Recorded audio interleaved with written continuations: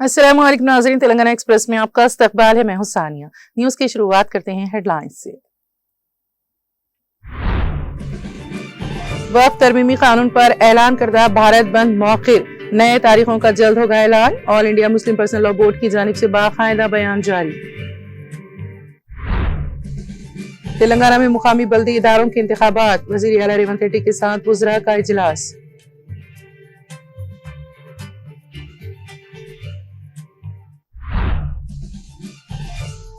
तेलंगाना के नए डीजीपी शिवधर रेड्डी ने जिम्मेदारी संभाली। 1994 बैच के आईपीएस ऑफिसर शिवधर रेड्डी तेलंगाना के छठे डीजीपी मुकर्रर।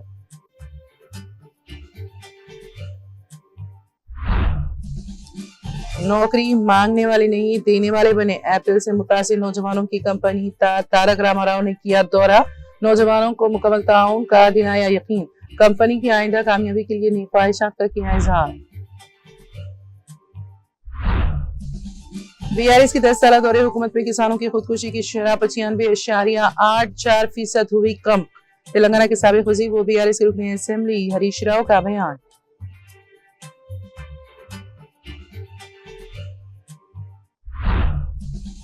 दोनों कौमी जमातें कांग्रेस और बीजेपी अवाम को दे रही हैं धोखा।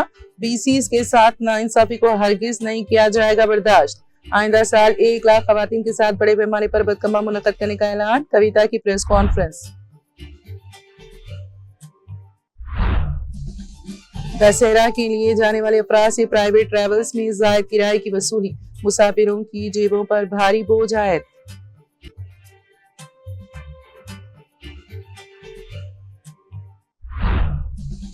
इंस्टाग्राम पर नौजवान से मोहब्बत, वालिदैन की शादी से इनकार पर लड़की की खुदकुशी।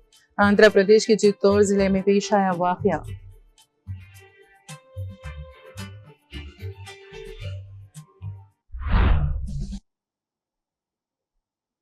और अब खबरों की तफसील।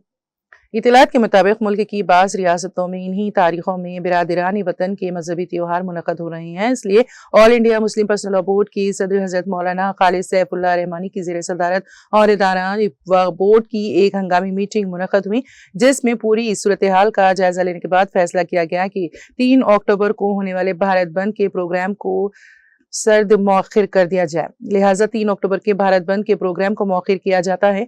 इंशाअल्लाह आइंदा तारीखों का जल्द ही ऐलान किया जाएगा। अलबत्ता वक्फ तरमीमी कानून 2025 के खिलाफ बोर्ड की एहतजाजी तहरीक हस्ब मामूल जारी रहेगी और तमाम प्रोग्राम तयशुदा तारीखों के मुताबिक ही होंगे।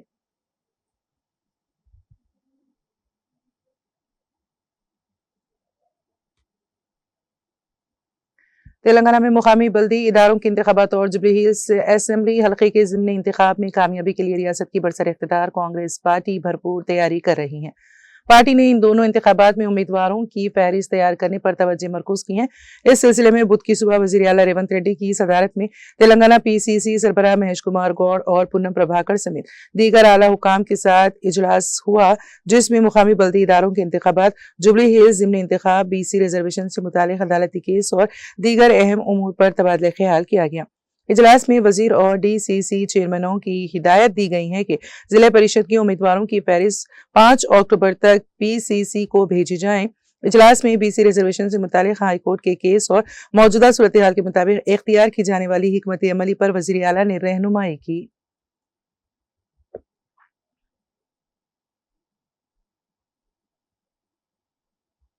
तेलंगाना के नए डीजीपी के तौर पर शिवधर रेड्डी ने जिम्मेदारी संभाली। बुध की सुबह उन्होंने लकड़ी का पुल में वाक़े डीजीपी दफ्तर में शिवधर रेड्डी ने खुसूसी पूजा की। इसके बाद उन्होंने पंतों की आशीर्वाद के साथ डीजीपी के तौर पर ओहदा संभाला। 1994 बैच के आईपीएस ऑफिसर शिवधर रेड्डी तेलंगाना के छठे डीजीपी मुकर्रर हुए हैं। उन्होंने इब्तिदा में एपी कैडर में खिदमत अंजाम दी और 2014 में मुत्तहदा आंध्र प्रदेश की तकसीम के जरिए तेलंगाना की तश्कील के बाद तेलंगाना में दोबारा तैनात हुए। आईपीएस की तालीम मुकम्मल करने के बाद उन्होंने मुत्तहदा आंध्र प्रदेश में 1996 से 2000 तक विशाखापट्टनम जिले के अंकापल्ली, नरसीपट्टनम और चंदपल्ली सब डिविजन्स में एएसपी के तौर पर खिदमत अंजाम दी। बारजा उन्होंने ग्रेहाउंड्स में एडिशनल एसपी और बारजा आदिलाबाद जिले के बेल्लमपल्ली में अपनी जिम्मेदारियां निभाई। डीजीपी के तौर पर जिम्मेदारियां निभाने के बाद उन्होंने कहा कि वो इस मौके के लिए हुकूमत की शुक्रगुजार हैं और इंतखाबी अमल को बिला रुकावट मुकम्मल करवाने को यकीनी बनाएंगे।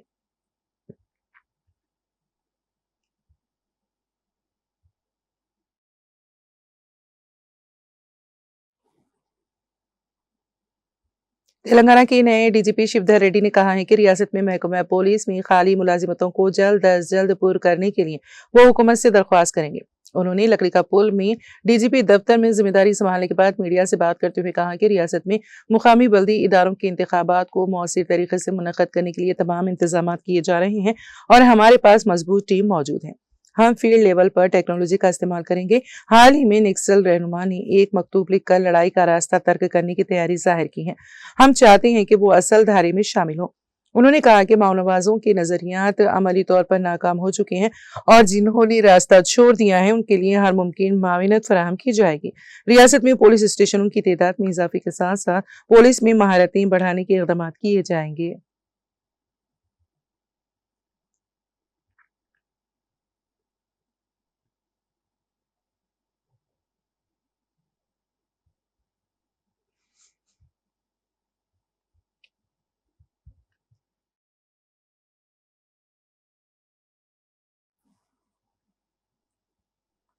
हैदराबाद के सीपी वीसी सजना ने नल्लाकुंटा पुरानी रामालयम मंदिर में नवाज चंदी प्रोग्राम में हिस्सा लिया। उन्होंने कहा कि वो पिछले 10 सालों से दशहरा की तकरीबात के दौरान यहाँ मंदिर आते हैं और तकरीबात में शिरकत करते हैं।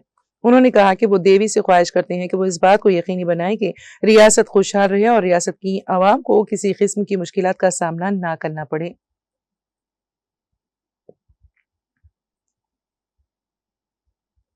तेलंगाना में होने वाले मुकामी बल्दी इदारों के इंतखाबात के लिए 325 करोड़ रुपए जारी करने के महकमे पंचायत राज ने अहकाम जारी किए हैं। जिला परिषद और मंडल परिषद इंतखाबात के इनेकाद के लिए 150 करोड़ रुपए, ग्राम पंचायतों में वार्ड और सरपंच नशिस्तों के इंतखाबात के लिए 175 करोड़ रुपए मुख्तस किए गए हैं। इस रकम को इंतखाबी सामान की खरीदारी, गाड़ियों के किराए, सफरी अलाउंस, दफातर की देखभाल, तरबियत और दीगर अखराजात पर खर्च करने की हिदायत दी गई है। इन इंतखाबात के शेड्यूल के ऐलान के साथ ही देहातों में गहमा गहमी शुरू हो गई है। अजला में कलेक्टर्स मुख्तलिफ सियासी जमातों के रहनुमाओं के साथ इजलास मुनक़द कर रहे हैं। दूसरी जानिब अहदेदारों के साथ जायजा इजलास मुनक़द करते हुए सख्त इंतजाम करने के अहकाम दिए जा रहे हैं। ये इंतखाबी अमल 9 अक्टूबर को पहले मरहले के इंतखाबात के नोटिफिकेशन से शुरू होगा और आइंदा माह 11 तारीख को नताइज के ऐलान के साथ मुकम्मल होगा। मुकामी बल्दी इदारों के इंतखाबात के ज़ाबिते अखलाक 11 नवंबर तक नाफिज रहेंगे। ये बात जिले हनमकुंडा कलेक्टर स्नेहा शबरेश ने बताई है। कलेक्टर ने गुज़िश्ता शब मुख्तलिफ सियासी जमातों के नुमाइंदों के साथ मुनक़िदा इजलास में कहा कि जिले में हर 650 वोटरों के लिए एक पोलिंग मरकज के हिसाब से जुमला 1980 पोलिंग मराकज कायम किए गए हैं।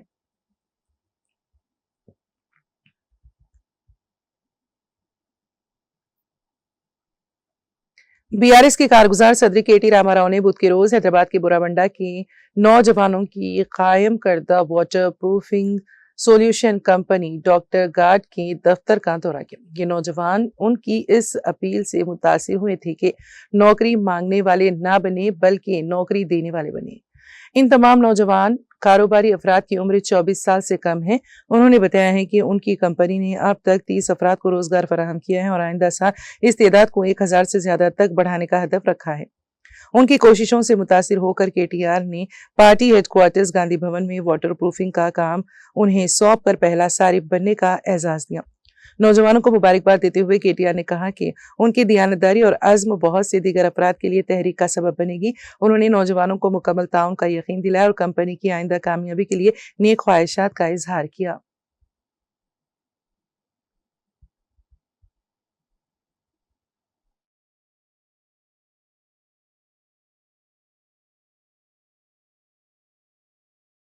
मेरा नाम मोहम्मद इमरोज़ है और भाई का नाम मोहम्मद सोहेल है। हम लोग टोटल 9 मेंबर्स की एक टीम है जो मिलके एक स्टार्टअप स्टार्ट करी, एक वाटर प्रूफिंग कंपनी जो नाम है doctor guard water proofing company. और ये डॉक्टर गार्ड वाटर प्रूफिंग का एक जो एम था, जो एक विज़न था, एक कि लाइक एम्प्लॉयमेंट देना लोगों को, ना कि किसी के पास जॉब करना। तो हमारा जो भी है, जो हम लोग क्लासमेट्स हैं, हम लोग 10th क्लास से क्लासमेट साथ में पढ़े, जब भी इंटर है डिग्री है, जब एक ही माइंडसेट चलता था लाइक कुछ बिजनेस का करना, क्रिएट करना, कि कुछ जॉब्स एम्प्लॉयमेंट क्रिएट होना। और उस पे जो केटीआर सर है हमारे, जो अभी वर्किंग बीआरएस के जो प्रेसिडेंट है, उन्होंने एक जेएनटीयू पे एक सेमिनार दिए थे। उस पे बोले थे एक famous quote, don't be a job seeker, be a job creator. So वो लाइन हमारे को हिट हुई और वो हिट होने की वजह से हम लोग इतना मोटिवेट हुए कि लाइक जॉब सीकर नहीं रहना, जॉब क्रिएटर रहना। और अल्हम्दुलिल्लाह हम लोग अभी जॉब क्रिएटर हैं।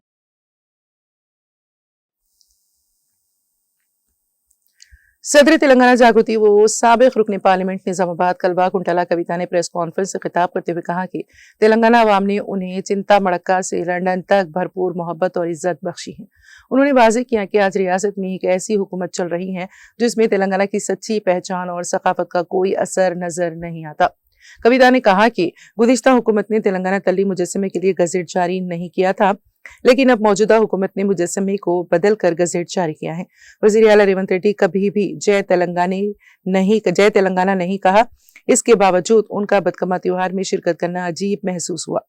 उन्होंने कहा कि हुकूमत ने गिनीज बुक रिकॉर्ड के लिए बदकमा का इनेकाद किया, लेकिन अगर ये त्योहार खवातीन को साड़ियां तकसीम करके मनाया जाता तो ज्यादा बामायने होता। उन्होंने ऐलान किया कि आइंदा साल तेलंगाना जागृति की जानिब से हैदराबाद में 1 लाख खवातीन के साथ शानदार अंदाज में बदकमा त्योहार मनाया जाएगा, चाहे हुकूमत कोई रुकावट डाले। जागृति इस त्योहार को और ज्यादा अजीम बनाएगी। उन्होंने कहा कि मौजूदा हुकूमत ने सिर्फ 10,000 खवातीन को शामिल करके बदकमा त्योहार का इनेकाद करके रियासत की बेटियों की तौहीन की है। बीसी रिजर्वेशन के मसले पर कविता ने कहा कि बीसी बिल पर सियासी रिजर्वेशन में मुश्किलात पैदा की जा रही हैं, लेकिन तालीम और मुलाजिमतों में बीसी रिजर्वेशन पर कोई असर नहीं पड़ेगा।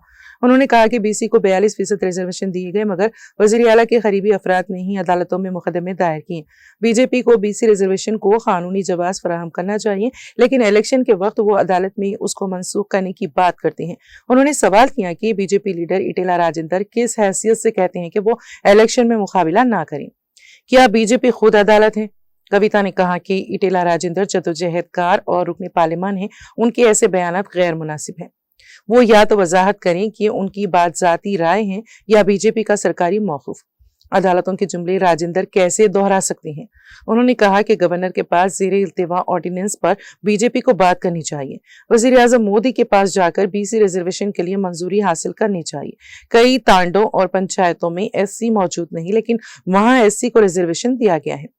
इसी तरह कुछ ग्राम पंचायतों में एसटी न होने के बावजूद उनके लिए ओहदे मुख्तस किए गए। कविता ने कहा कि हर गांव की आबादी के तनासुब के मुताबिक रिजर्वेशन दिए जाएं। उन्होंने इल्जाम लगाया है कि दोनों कौमी पार्टियां कांग्रेस और बीजेपी अवाम को धोखा दे रही हैं। एससी दर्जाबंदी का बिल पास होने के बावजूद इस पर अमल नहीं किया गया। BJP BC reservation bill pass करेगी या नहीं, इस पर वजाहत करे। इटेला राजेंद्र और बीजेपी दोनों को तेलंगाना बीसी अवाम से माफी मांगनी चाहिए। कविता ने कहा कि हुकूमत ने बदकमा रिकॉर्ड कायम किया है, मगर आइंदा साल जागृति की जानिब से इस रिकॉर्ड को तोड़ा जाएगा। बीसी रिजर्वेशन के मामले में कांग्रेस पार्टी साजिश कर रही है। अगर हुकूमत आबादी का डेटा जारी करती तो जागृति ऐसे इल्जामात ना लगाती। उन्होंने कहा कि 8 अक्टूबर को अदालत के फैसले की रोशनी में जागृति अपनी आइंदा की हिकमत अमली तय करेगी। अगर रियासत के बीसी बच्चों के साथ नाइंसाफी हुई तो खामोश तमाशाई नहीं बनेंगे। कविता ने निजामाबाद एमपी धर्मेंद्र प्रकाश अरविंद का शुक्रिया अदा किया कि उन्होंने उन्हें रहनुमाई और मशवरे दिए। उन्होंने कहा कि कालेश्वरम प्रोजेक्ट अवामी असासा है। मेडीगड्डा बैरेज की मरम्मत सभी तेलंगाना वादियों का मुतालिबा रहा है, लेकिन कांग्रेस हुकूमत ताखीर करके अवाम को मुश्किलात में डाल रही है। किसानों को यूरिया खाद तक मुहैया करने से खास ये हुकूमत अवाम दुश्मन पॉलिसियों पर अमल पैरा है।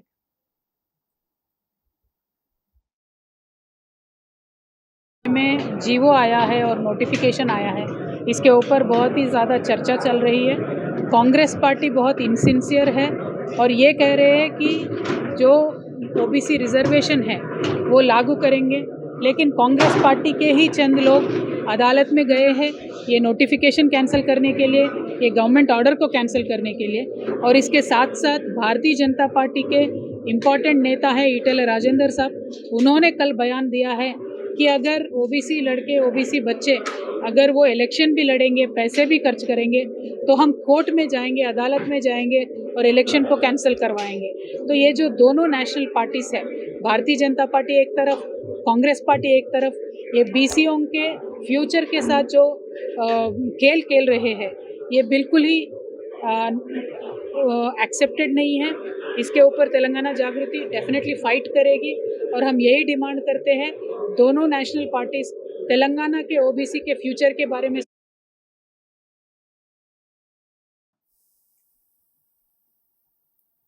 मेजर जनरल जी श्रीनिवास ने बुध के रोज सिकंदराबाद में वाक़ कॉलेज और डिफेंस मैनेजमेंट के कमांडेंट की जिम्मेदारी संभाली।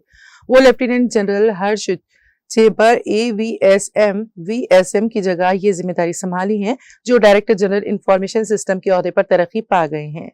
Major general Srinivas college of defence management और नेशनल डिफेंस कॉलेज दोनों के साबिक तालिब इल्म हैं। अपने करियर में उन्होंने कई अहम कमान और स्टाफ ओहदों पर फाइज रहते हुए वसी ऑपरेशनल और तदरीसी तजुर्बा हासिल किया है। सीडीएम ये जिम्मेदारी संभालने से कबल वो वेस्टर्न कमांड थिएटर में ऑपरेशनल लॉजिस्टिक की निगरानी कर रहे थे, जिसमें हालिया ऑपरेशन सिंदूर की मंसूबाबंदी और अमल दरामद भी शामिल था।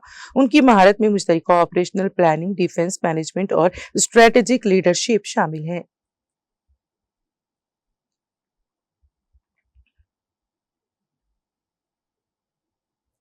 तेलंगाना के साबिक वजीर वो बीआरएस के रुकन असम्बली हरीश राव ने कहा है कि पार्टी सरबराह वो साबिक वजीर की चंद्रशेखर राव की पॉलिसियों पर तनकीद करने वालों के लिए महकमा कौमी जराइम शुमारियात महकमा NCRB की रिपोर्ट खुद एक जवाब है। 2014 में किसानों की खुदकुशी के लिहाज से दूसरा नंबर रखने वाली तेलंगाना आज 14वें नंबर पर है। बीआरएस की 10 साल हुकूमत में किसानों की खुदकुशी की शरह रिकॉर्ड सतह पर 95.84% कम हुई थी। हरीश राव ने कहा है कि ये किसानों को बादशाह बनाने के चंद्रशेखर राव की आज़म और उनकी मुसलसल कोशिशों का नतीजा है। उन्होंने चंद्रशेखर राव के किसानों के साथ गहरा रिश्ता और वाबस्तगी होने का जिक्र करते हुए तनकीद की कि कांग्रेस के पास सिर्फ वोट हासिल करने का रिश्ता है। 2014 में 1347 किसानों ने खुदकुशी की थी, जो 2023 तक 56% तक कम हो गई और मुल्क भर में 10,786 किसानों ने खुदकुशी की, जिसमें तेलंगाना का हिस्सा सिर्फ 0.51% रहा। हरीश राव ने बताया कि नई रियासत में हर मंसूबे ने ज़राई शोबे को सहारा दिया। किसानों को कर्ज माफी से यकीन दहानी मिली। किसानों के लिए रैतु बंधु स्कीम शुरू की गई। रैतु बीमा स्कीम का आगाज किया गया। 24 घंटे मुफ्त बिजली फराहम की गई। फसल की खरीदारी के जरिए हौसला अफजाई की गई। कालेश्वरम प्रोजेक्ट से आपाशी के मसाइल हल किए गए।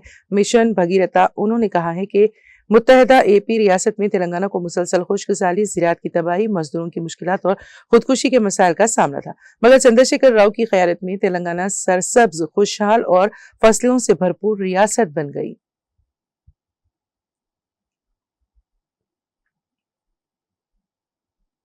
साबिक वजीर वो बालकोंडा MLA विमुला प्रशांत रेड्डी ने बड़ा भीमगल से एकलोर तक सड़क पर बड़ी मकई का मुआयना किया। विमुला प्रशांत रेड्डी ने वहां के किसानों से बात की और कहा कि हुकूमत मकई की खरीदारी मराकज कायम नहीं कर रही है और कम कीमत पर प्राइवेट ताजिरों को मकई फरोख्त कर रही है, जिससे किसानों को नुकसान हो रहा है। इस तनाजुर में किसानों ने MLA से अपनी शिकायत का इजहार किया। MLA प्रशांत रेड्डी ने कहा है कि हुकूमत से फौरी तौर पर मकई की खरीदारी मराकज शुरू करने और 2400 फी क्विंटल की इमदादी कीमत के अलावा उसे 2800 रुपए के हिसाब से खरीदने का मुतालबा किया। MLA प्रशांत रेड्डी ने कहा है कि अगर हुकूमत ने खरीदारी मराकज कायम किए होते तो मकई 2800 रुपए फी क्विंटल के हिसाब से किसानों तक पहुंच जाती। जब हुकूमत मकई की खरीदारी मराकज कायम नहीं कर रही है, जिससे किसान 1600 रुपए के हिसाब से फरोख्त कर रहे हैं, हर किसान को तकरीबन 1000 रुपए फी क्विंटल का नुकसान हो रहा है। अगर एक किसान 30 क्विंटल मकई फी एकड़ उगाता है तो हुकूमत खरीदारी मराकज कायम नहीं कर रही है, उसे निजी ताजिरों को फरोख्त करती है, जिससे फी एकड़ 30,000 रुपए का नुकसान होता है। अगर किसान अपनी फसल सही कीमत पर ना बेचने की वजह से वो मुश्किलात का शिकार है।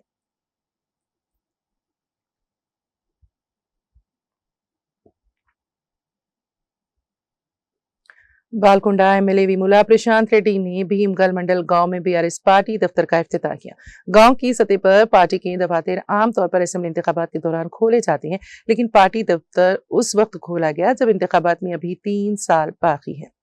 इलेक्शन कब होंगे, ये बात काबिल फहम है कि TRS की अवाम कांग्रेस हुकूमत को इख्तिदार से हटाने का इंतजार कर रहे हैं। रेवंत रेड्डी की फरेब काराना बातों पर यकीन करते हुए तेलंगाना के अवाम ने KCR को नहीं बल्कि रेवंत रेड्डी को मुंतखब किया। जब मैंने कल्याण लक्ष्मी और शादी मुबारक के चेक्स तकसीम प्रोग्राम में आने वाली खवातीन से पूछा कि क्या उन्हें 1 तोला सोना मिला है, क्या उन्हें 2500 रुपए मिले, क्या उनकी पेंशन 2000 रुपए मिली या 4000 रुपए, तमाम खवातीन ने कहा कि उन्हें रेवंत रेड्डी के झूठे वादों से धोखा दिया गया है। रेवंत रेड्डी ने इख्तिदार में आने के कई वादे किए और अवाम को गारंटी कार्ड दिया। रेवंत रेड्डी ने धोखाधड़ी के वादे किए हैं और एक कांग्रेस का कर्ज कार्ड बनाया गया है। जिसमें लोगों को बताया गया है कि हर एक वादे के जरिए इस पर कितना वाजिबुल अदा है। हम वो कार्ड तमाम कारकुनों को भेजेंगे, वो कर्ज काट लें और अपने गांव के हर घर जाएं और लोगों को बताएं कि कांग्रेस पार्टी हर एक वादे के जरिए हर ग्रुप का कितना मखरूज है। रेवंत रेड्डी ने कहा था कि वो हर खातून को 2500 रुपए देंगे। अगर कोई कांग्रेसी लीडर इंतखाबी मुहिम चलाने के लिए आपके घर आता है तो वो ये बकाया कार्ड दिखाएं और लोगों को आगाह करें कि रेवंत रेड्डी जब तक हमें वाजिबात नहीं देते वोट नहीं देंगे। ये अच्छा मौका है, ऐसा मौका अक्सर नहीं आता। आने वाले किसी भी इंतखाब में हमें कांग्रेस के वादों को पहले रखना चाहिए और ये वाजे करना चाहिए कि हम अपने जिम्मे वाजिबुल अदा रकम देने के बाद ही वोट देंगे। हमारी बहनों को बदकमर साड़ियां क्यों नहीं दिए जा रही हैं? उन्होंने इसका मुतालिबा करने पर जोर दिया है।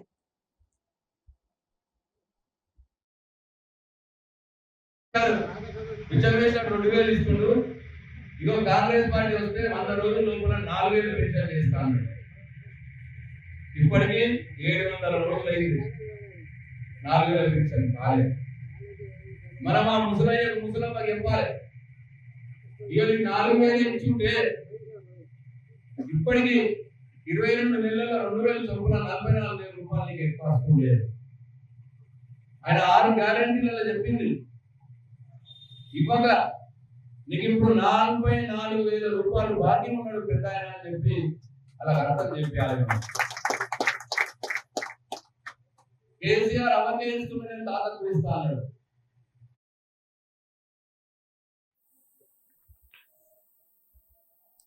रुकने ज़मीं मनोहर रेड्डी ने विकाराबाद जिले में तांडूर के नए उर्दू घर कमेटी का ऐलान किया और तकर्रुरी के कागजात सौंपे।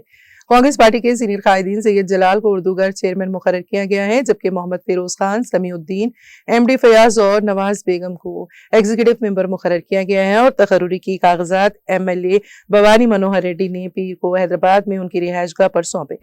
इस मौके पर एमएलए मनोहर रेड्डी की जानिब से मुकर्रर करदा नई उर्दू घर कमेटी की एग्जीक्यूटिव कमेटी को कब्जे के समत फंक्शन हॉल में कांग्रेस पार्टी के सीनियर कायदीन मोहम्मद अमीर, अब्दुल्ला, नवाज, अब्दुल समेत और कांग्रेस पार्टी कायदीन ने मुबारकबाद पेश की। उन्होंने एमएलए मनोहर रेड्डी का शुक्रिया अदा किया। उन्होंने इन पर एतमाद किया है और उन्हें उर्दू घर चेयरमैन मुकर्रर किया और इन तमाम कायदीन का शुक्रिया अदा किया जिन्होंने उनकी हिमायत की। उन्होंने कहा कि उर्दू घर की तरक्की के लिए पूरी कुव्वत से वो काम करेंगे।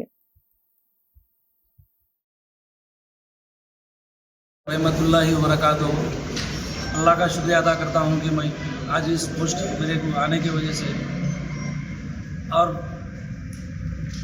तमाम साथियों का भी शुक्रिया अदा करता हूँ और हमारे एमएलए साहब का भी बहुत बड़ा शुक्रिया अदा करता हूँ और हमारे सिन्हा रेड्डी अन्ना का भी बहुत शुक्रिया अदा करता हूँ और हमारे आमिर अब्दुल्ला साहब, हमारे क़यूम भाई, हमारे टाउन प्रेसिडेंट हबीब लाला साहब और हमारे नवाज भाई, तमाम हमारे मेरे भी जितने भी साथी हैं मेरे साथ, लोगों का भी पूरा शुक्रिया अदा करता हूँ। और हमारे मैडम मीनाक्षी नटराजन साहब मैडम ने 2017 से जो पुराने लोगों को पोस्ट देव बोल के बोले थे, इस वजह से भी हमारे एमएलए साहब हमारा ख्याल रखते पर भी हम इतने साल से पुराने रहने की वजह से एमएलए साहब भी हमारे को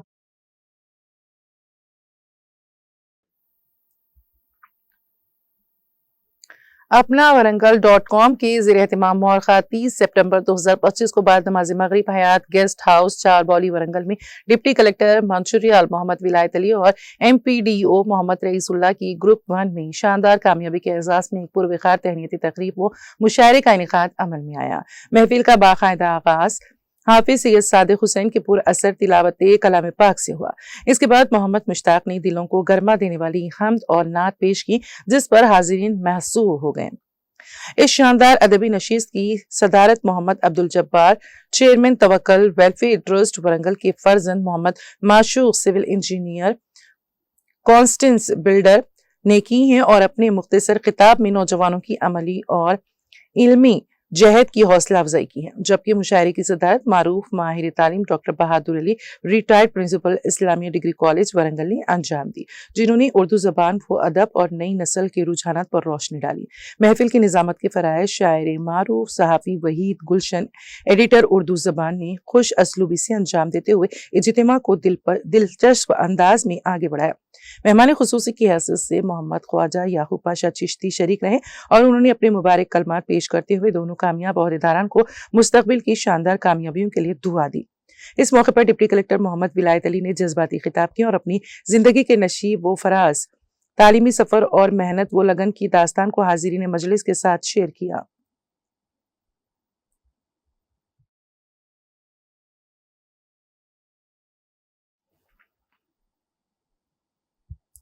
तेलंगाना एक्सप्रेस में अब वक्त हुआ एक ब्रेक का। ब्रेक के बाद भी खबरों का सिलसिला जारी रहेगा।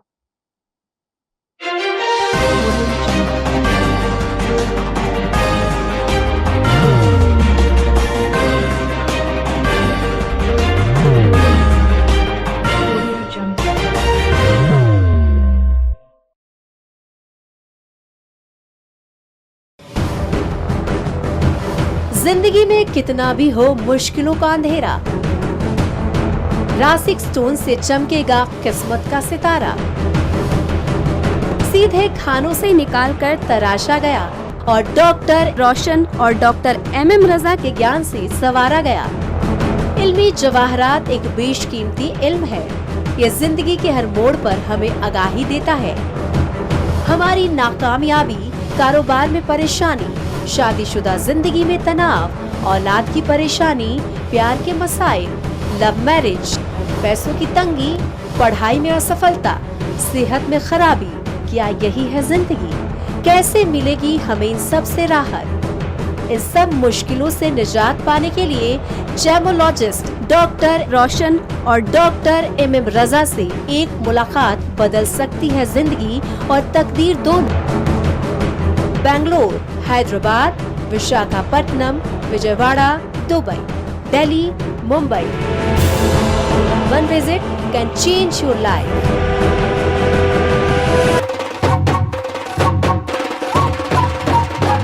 जगमग दिल के तारों में रिश्तों की होगी धुन, सोनिए तू, उखड़िए तू, सबको सुनाने अपने दिल की ट्यून, डार्लिंग दुल्हनिया तुझे, अब रुक मत, ये मोमेंट तेरा है। Be the showstopper, be the showrunner. Show how it's done. Come celebrate the Brides of India with Malabar Gold and Diamonds.